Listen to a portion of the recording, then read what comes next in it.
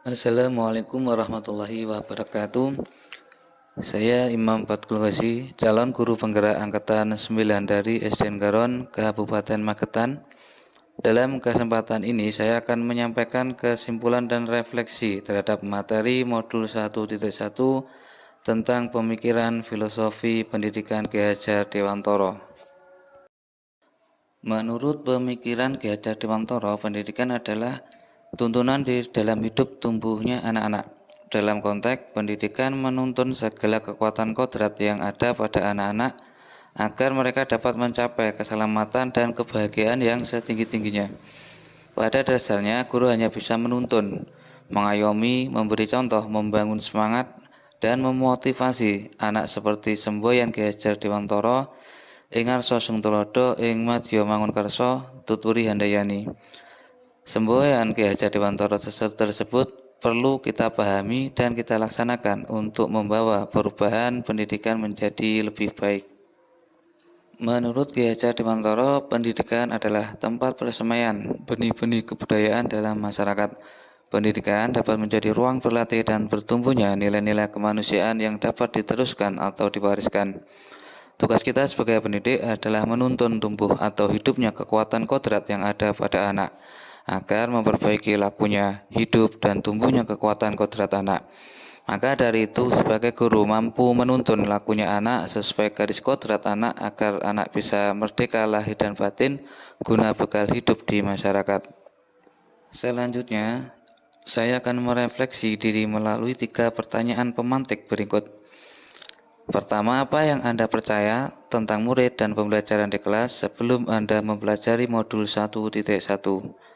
Yang kedua, apa yang berubah dari pemikiran atau perilaku Anda setelah mempelajari modul ini? Ketiga, apa yang dapat segera Anda harapkan lebih baik agar kelas Anda mencerminkan pemikiran Ki Hajar Dewantoro? Apa yang Anda percaya tentang murid dan pembelajaran di kelas sebelum Anda mempelajari modul 1.1?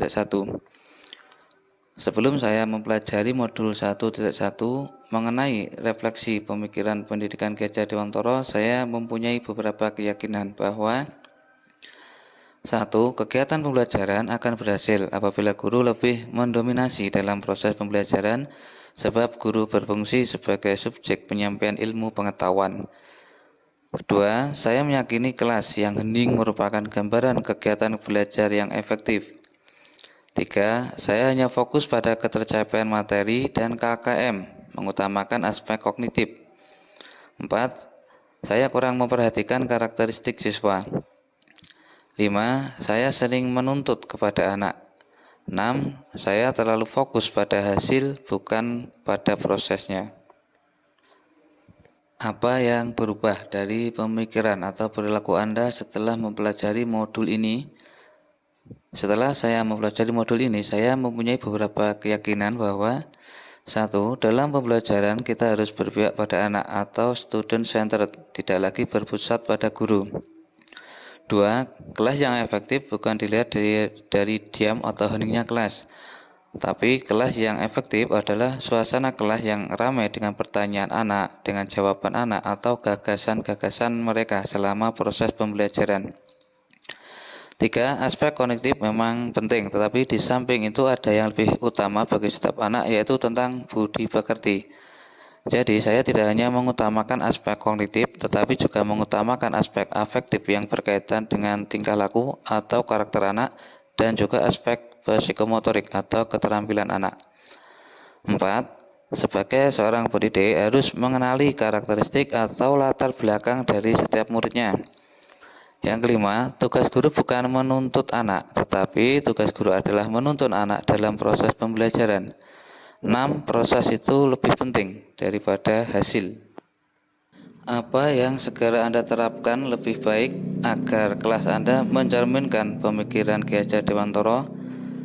Pertama, melaksanakan pembelajaran yang berpihak pada murid, antara lain merancang pembelajaran yang menarik seperti ice breaking, metode yang menarik, dan lain-lain. Selanjutnya, penggunaan media teknologi dalam proses pembelajaran. Memberi kesempatan siswa untuk aktif di kelas, seperti memberi pertanyaan atau menjawab pertanyaan dari sesama teman.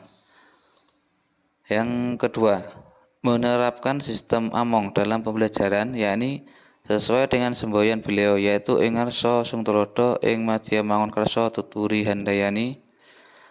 Yang terakhir, memperhatikan aspek psikologi anak, latar belakang anak, dan juga kemampuan awal yang dimiliki anak.